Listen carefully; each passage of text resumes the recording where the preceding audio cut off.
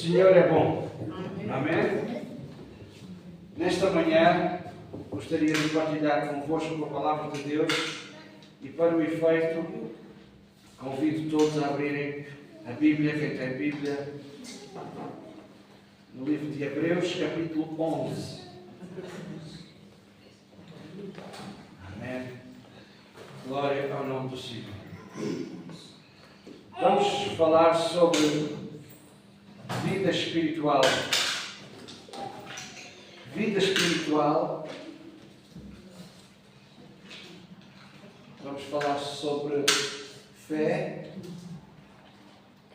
Onde está a fé na vida espiritual? Onde está a fé na religião? Onde está a fé na espiritualidade? Muitas pessoas falam em espiritualidade. O que é fé? Então, Hebreus capítulo 11, verso 6. Hebreus capítulo 11, verso 6, diz o seguinte: de facto, sem fé,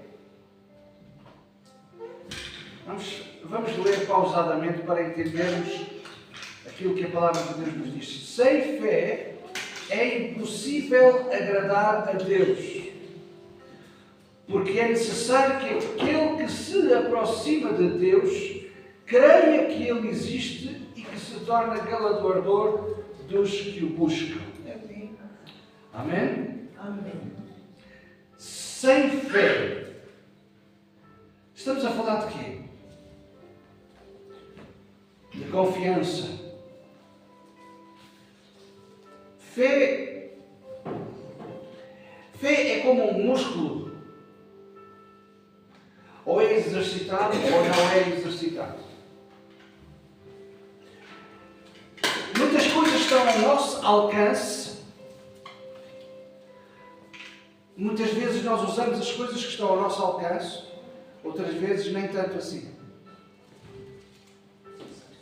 Deus nos tem dado a nós capacidades que muitas vezes nós não usamos. E muitas vezes nós dizemos: Deus, porquê isto, porquê aquilo? Quando Deus nos tem dado ferramentas para nós usarmos. Não é?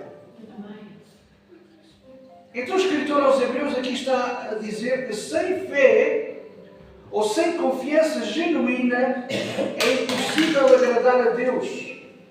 Porque é necessário que aquele que se aproxima de Deus creia que Ele existe e que vai recompensar aqueles que o buscam. Fé implica ação. Fé não é aquela coisa que muita gente por aí diz: eu cá tenho a minha fé, e bate com a mão no peito e não tem fé nenhuma. Jesus deu vários exemplos. Jesus falou em pessoas que não tinham fé, pessoas que tinham pouca fé e pessoas que tinham muita fé, com vários graus de fé. Seja ele qual for o nosso grau de fé, nós temos que ter fé e temos que exercer fé. Porque sem fé, o escritor aos Hebreus está a dizer, é impossível agradar a Deus. Eu tenho estado a meditar sobre isto. Sem fé, sem confiança genuína em Deus, é impossível agradar. Vamos pensar um pouquinho. Durante alguns segundos, vamos pensar. Tenho eu fé em Deus? E ter fé não é dizer eu creio somente que Ele existe. Ter fé é também saber que Ele vai recompensar aqueles que o buscam. Amém? Fé. Se olharmos para o versículo 1 deste mesmo capítulo que acabámos de ler, diz que fé é um firme fundamento. Todo o prédio que é erguido, todo tipo de prédio, tem que ter um fundamento. Se não tiver fundamento, o prédio cai. Não é? Se não houver fundamento, cai. A fé é um firme fundamento. Primeiro ela é firme. E depois é um fundamento firme. Amém? Sim ou não? Sim. Então nós entendemos que vida espiritual é mais do que religião. É mais do que aquilo que as pessoas falam de espiritualidade. Eu às vezes recordo alguém que estava entre nós e que falava muito em espiritualidade. É importante que cada um de nós possa entender que todos nós somos seres espirituais. Esta é uma realidade inegociável. Todos nós somos seres espirituais. Há uns dias atrás alguém me perguntou o seguinte: você é religioso? E eu disse a essa pessoa: não. Mas eu poderia ter respondido sim. Mas porque eu entendi o sentido em que essa pessoa estava a fazer a pergunta. No sentido em que a pessoa estava a fazer aquela pergunta, eu disse não. Porque se eu dissesse sim, eu iria dizer a essa pessoa que quer dizer religião. E iríamos demorar muitas horas, não tínhamos naquele momento, muitas horas a explicar a ele o que é religião. Religião é uma religação com Deus. Religião não é aquilo que os homens dizem por aí. Religião é talvez um ato espiritual de religação com Deus.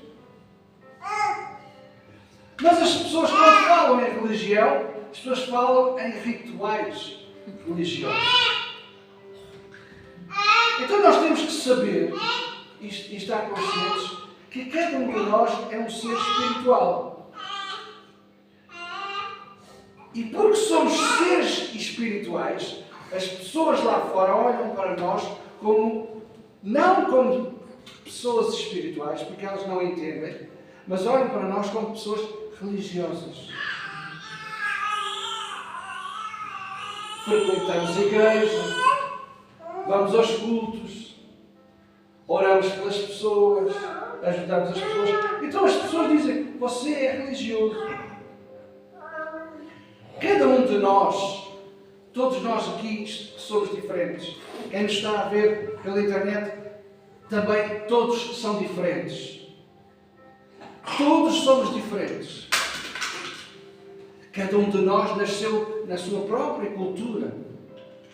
Cada um de nós nasceu numa família distinta. Cada um de nós recebeu ensinos diretos ou indiretos. Então, cada um de nós expressa a sua espiritualidade conforme recebeu dos seus pais, dos seus tutores, dos seus mentores, alguns dos seus pastores.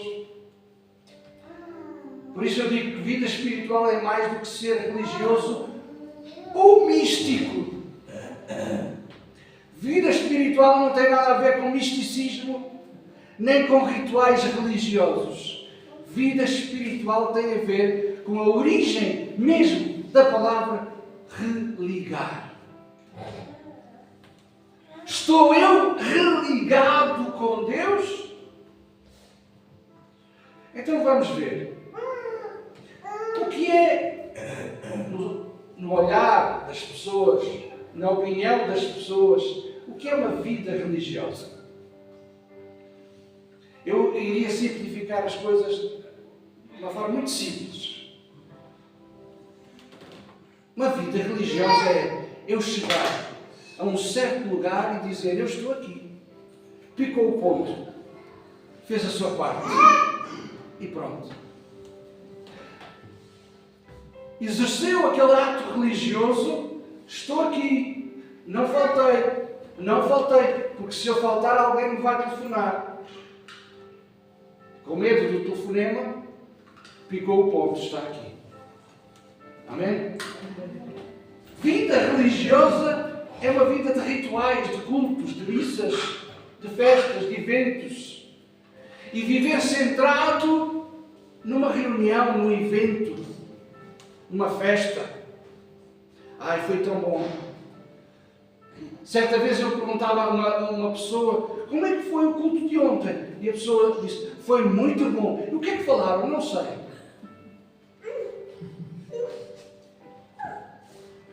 Mas foi muito bom. Senti um arrepio na espinha.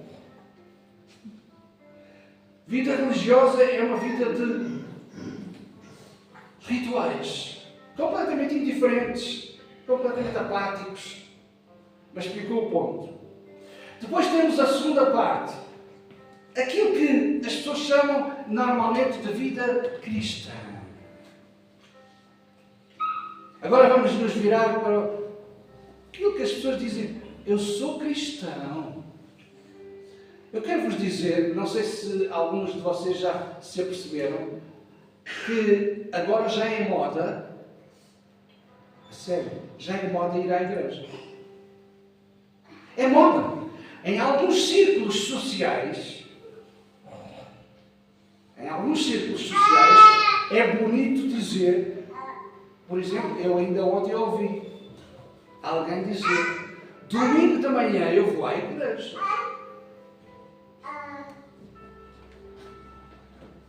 É moda.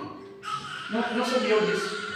Em certos círculos sociais, círculos assim, que as pessoas gostam de ser aceites, dizem, eu vou à igreja. Eu vou à igreja. Eu cá sou daqueles que supostamente vivem uma vida cristianizada.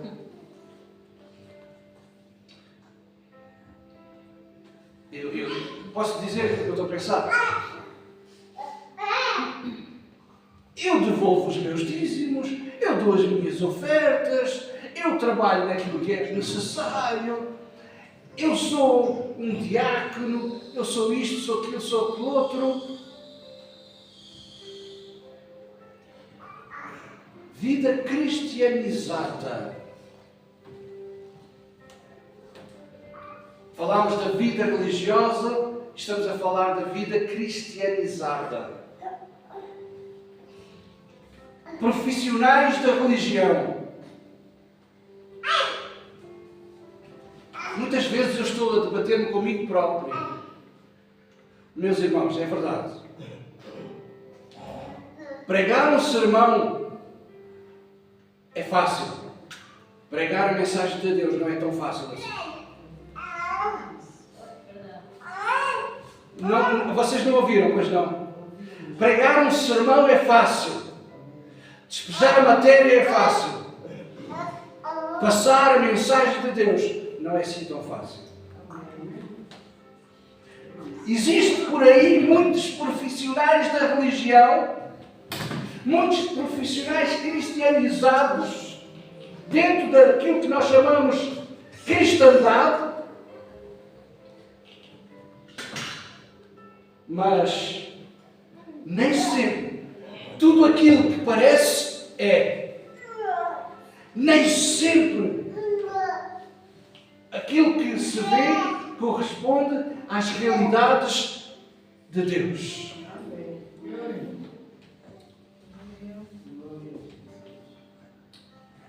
Eu estava a pensar esta semana e estava a pensar, bom, tudo é bom. O próprio apóstolo Paulo certa vez disse, o que importa é que o Evangelho seja pregado. De uma forma ou de outra, o importante é que o Evangelho seja pregado. Claro que a finalidade é pregar o Evangelho. A finalidade é dizer que Jesus veio para salvar a humanidade. Essa é a finalidade. Amém?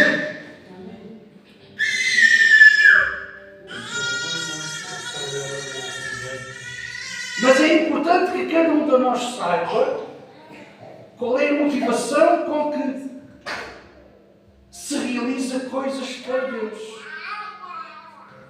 ou dentro do seio da cristandade. No mundo em que vivemos, e todos os irmãos vão concordar comigo, no mundo em que vivemos, todos vivem de aparências e de modas. Ao domingo vestem de uma forma, portam-se de uma forma dentro da congregação, se calhar diferente daquilo que se portam lá fora. Isto é a cristandade. Fazem tudo em nome de Deus, e entram nas modas. Vou dizer-vos, talvez alguns sabem e outros não sabem. O diabo, o inimigo das nossas vidas, não impede que as pessoas venham à igreja. Eu vou repetir. E vejam se ficam com atenção. O diabo não impede que as pessoas venham à igreja. O diabo impede que as pessoas tenham comunhão com Deus. Perceberam? Porque o vir à igreja muitas vezes é o picar o ponto e usar de um ato religioso, picar o ponto e dizer: eu estou aqui. Então, isso não afeta muito o diabo. Mas o diabo não quer que as pessoas tenham uma relação íntima com Deus.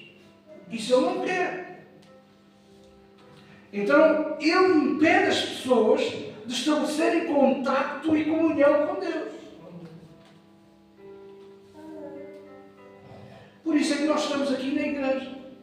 A igreja é como uma escola, como um hospital, para ajudar, para levantar, para ensinar. Amém? Amém. Então nós temos que ter consciência disto. Aqui é fácil de sermos cristãos, não é? Se o irmão Lázaro tem o braço para baixo, o outro irmão que está ao lado levanta-lhe o braço. É fácil, tem uma ajuda do lado. Não é? Dentro da congregação é fácil ser cristão. Mas ser cristão, ou, agora vamos voltar ao texto, viver em fé, porque sem fé é impossível agradar a Deus. Viver sem fé não é dentro da congregação. Viver em fé é lá fora. Quantos trabalham aqui? Quantos já trabalharam? Quantos estudam? Quantos já estudaram? A fé é para ser exercida lá na escola, lá no trabalho. Eu quero vos dizer que um dia, quando eu estava no liceu, eu tinha sobre mim a imposição de Deus para pregar o Evangelho quando eu estava no liceu. E levei muitas pessoas, muitos colegas, rapazes e raparigas, a ajoelharem-se no chão da escola do liceu para aceitarem Jesus como Senhor e Salvador. Porque fé não é para ser exercida aqui. Aqui é fácil. Aqui é fácil. Fé é para ser exercida lá fora. Vamos ver aqui. Posso continuar? Isto foi só a introdução. Desde Adão até Jesus, nós encontramos várias histórias bíblicas, vários personagens, uns mais conhecidos do que outros, uns mais falados do que outros, pelas suas atitudes, pelas suas ações, pelas suas vivências. Mas se olharmos para a genealogia de Lucas, capítulo 3, versos 23 a 38, nós encontramos um personagem que se destaca na sua era, destaca-se de uma forma completamente distinta. Naquela época, eu estou a citar alguma coisa que está escrito em Lucas capítulo 3, dos versos 23 a 38. E destaca-se um personagem numa época completamente distinta. Um personagem que se destacava por ter uma vida diferente, uma vida distinta. Eu lembro-me, e alguns dos pastores, hoje meus amigos, alguns deles dizem que eu era um pouco assim, um pouco diferente, fazia coisas esquisitas. Se nós olharmos para este texto, Lucas 3, nós encontramos numa sociedade distinta um homem completamente distinto, Enoque. Enoque diz a Bíblia que ele viveu 365 anos. Eu ia quase dizer dias. Dias é um ano. 365 anos. E nos 365 anos que ele viveu, a Bíblia diz que ele andava com Deus. Imagine. Em média, nós estamos aqui, pessoas em média, nos 50, 60 anos. Em média, não é? Alguns temos mais idade e outros temos menos. Mas em média, estamos aqui nos 60, 70. Quantos de nós já vivem com Deus há 50 anos? Alguns. Enoque, diz a Bíblia, que viveu com Deus, andava com Deus e andou com Deus 365 anos.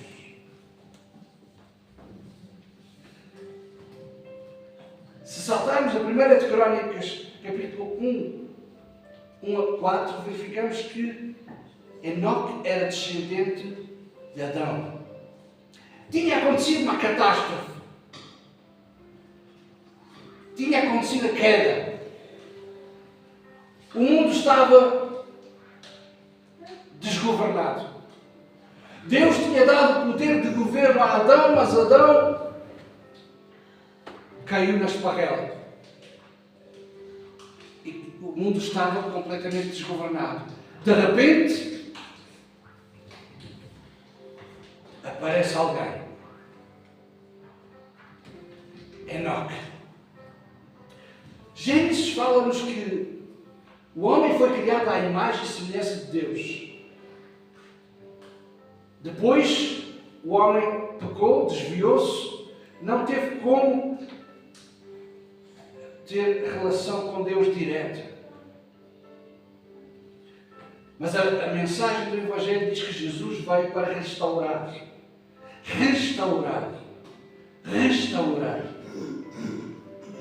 a relação com Deus. Restaurar o homem à imagem de Deus. E por isso eu vou fechar com isto. Vimos que vida religiosa são rituais, vida cristianizada é uma forma religiosa da cristandade, mas a Bíblia fala-nos em Gênesis capítulo 5, versos 23 a 24, uma vida exclusiva com Deus e para Deus. Diz que andava Enoque com Deus. É muito importante, no outro dia eu estava a ouvir comentários, e ainda hoje é importante para o povo hebreu o significado dos nomes. Ainda hoje em Israel, os nomes têm uma certa importância. Se algum de vocês for a Israel, ou estiver com um hebreu frente a frente, ele vai perguntar certamente: o senhor chama-se tal, tal, tal. Qual é o significado do seu nome? Porque para eles, na mentalidade deles, é importante haver significado no nome. Enoque vem da palavra Hanok, que quer dizer dedicado e consagrado. Então, quando a história bíblica nos diz que Enoque vivia, andava com Deus, é porque o seu nome carregava consagração. O seu nome, aleluia. Nós temos aqui uma menina na sala, chama-se Vitória. Este nome carrega um significado. Esta menina vai ouvir vezes após vezes Vitória. Vitória. O que quer dizer que as pessoas estão a falar para esta menina e estão a declarar vitória. Vitória. Quando nós falamos acerca de alguém, devemos profetizar bênçãos de Deus. Amém? Enoque era consagrado. Viveu 365 anos, andava com Deus, até que um dia Deus o tomou. Muitas pessoas pensam acerca disto, e várias vezes eu penso acerca disto. Desde o início da história bíblica, há figuras de Jesus. Há figuras daquilo que estava na eternidade. Eu falei nas outras semanas que o Evangelho é eterno. O plano de Deus é eterno. Deus conhece o nosso futuro, não o futuro. Deus não tem futuro. Deus tem eternidade. Mas Deus conhece o nosso futuro. Amém? Então Deus dá-nos a possibilidade de conhecer este homem Enoque. Porque a figura é uma tipologia daquilo que havia de existir. E existe a Igreja.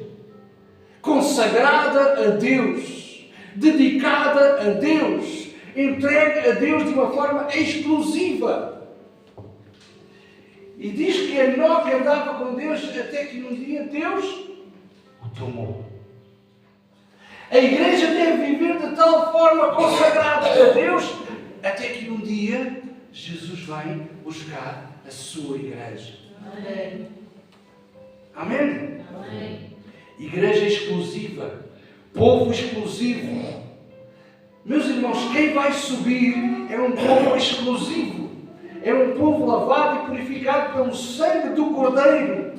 É um povo que vive em comunhão diária com Deus. Amém? Pedro fala na sua primeira epístola, capítulo 2, verso 9. Vós, porém, sois raça eleita. Sacerdócio real. Nação santa. Povo de propriedade exclusiva de Deus. Olhe para o seu irmão que está ao seu lado e diga: você é propriedade exclusiva de Deus. Você é propriedade exclusiva de Deus. É povo santo. Amém? Amém. É sacerdócio real.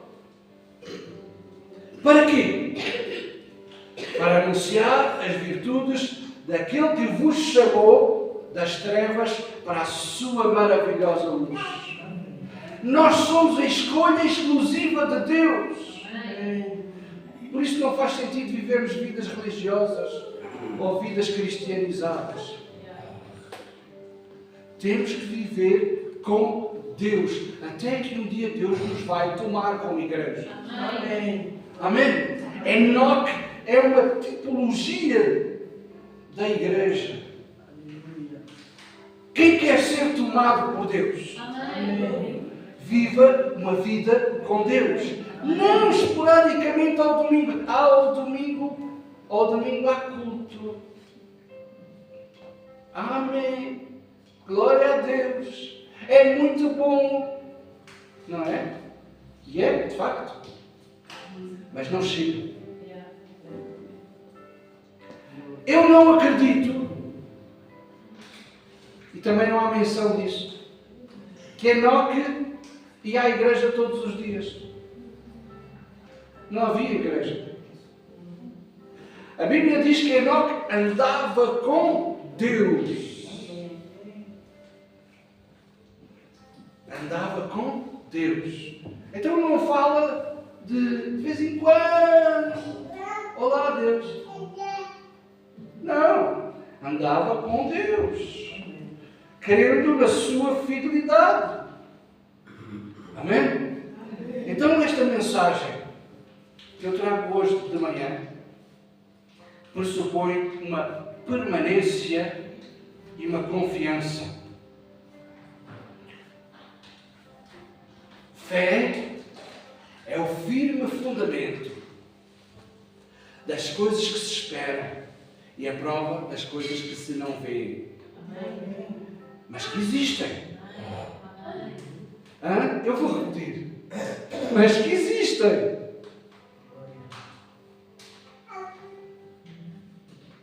O mundo espiritual é mais real que o mundo visível. Sabia disso? Pois é, mas no dia a dia nós não prestamos atenção a essas coisas.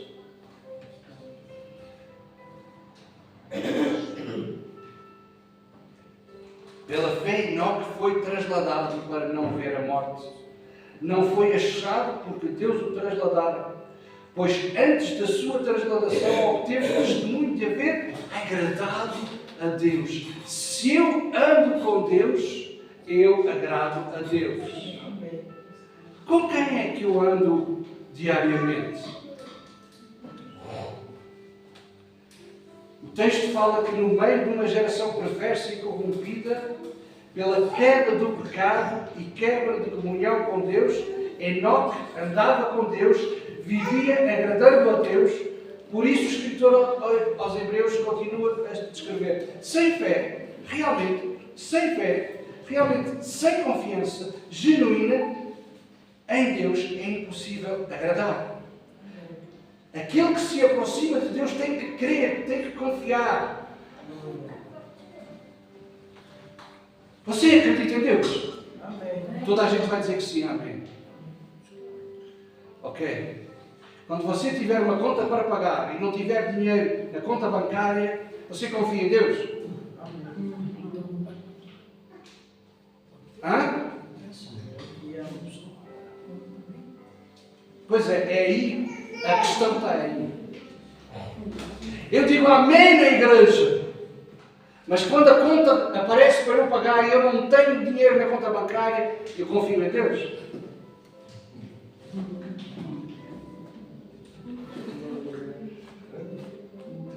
Deus recompensará quem o procura. Amém. Eu esta semana estava a ver um pequeno filme, um filme muito curtinho, de alguém que foi desafiado a colocar a sua fé em exercício. Alguém dizia para essa pessoa que se diz crente, dizia para essa pessoa: Deus não existe. Quantos de nós já ouviu esta afirmação? De uma forma direta ou de uma forma indireta, nós já ouvimos: Deus não existe. E as pessoas dizem: eu odeio Deus. Como é que podem odiar quem não existe? Como é que podem argumentar contra alguém que não existe? Já pensou nisso? Muitos, mesmo muitos, assistem aos milagres de Deus, mas não se convertem. Muitos querem os benefícios de Deus, mas não querem a palavra, a mensagem mensagem direta à sua vida. Há muita gente que quer os benefícios de Deus, mas nem todos querem ser discípulos.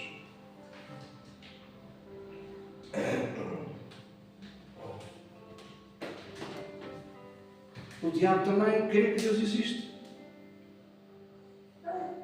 mas nem por isso se tornou discípulo de Jesus.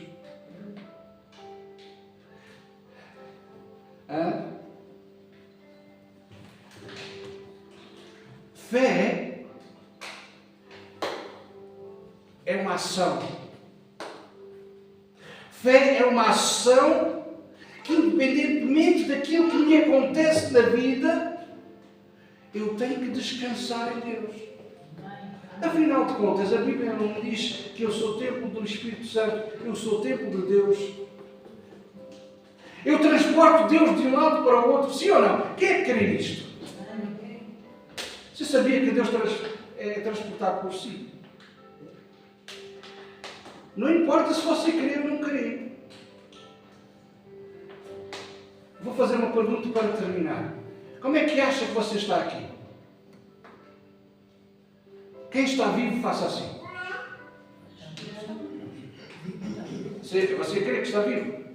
Está vivo, sim. Sabe porquê que está vivo? Porque Deus soprou.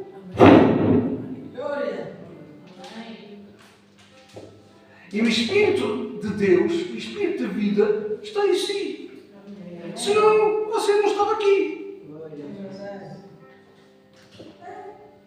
Então, nesta manhã, o meu desafio é: ande com Deus. Não cumpra rituais religiosos. Não, ande com Deus. E venha festejar essa vivência diária com Deus. Aí faz todo sentido. Venha festejar essa vivência diária com Deus. Venha festejar o domingo, juntamente com os outros irmãos que vivem da mesma forma. Aí faz sentido. Mas viva com Deus. A segunda, a terça, a quarta, a quinta, a sexta, o sábado. E havia uma música e ao domingo todo dia, não era? Viva com Deus de tal forma que possa ser tomado por Deus um dia. Quem vive a agradar a Deus, um dia vai ser tomado. E quero-vos dizer uma coisa, e não falta muito. Não falta muito. Todos os acontecimentos mundiais que estão a acontecer, se vocês observarem bem,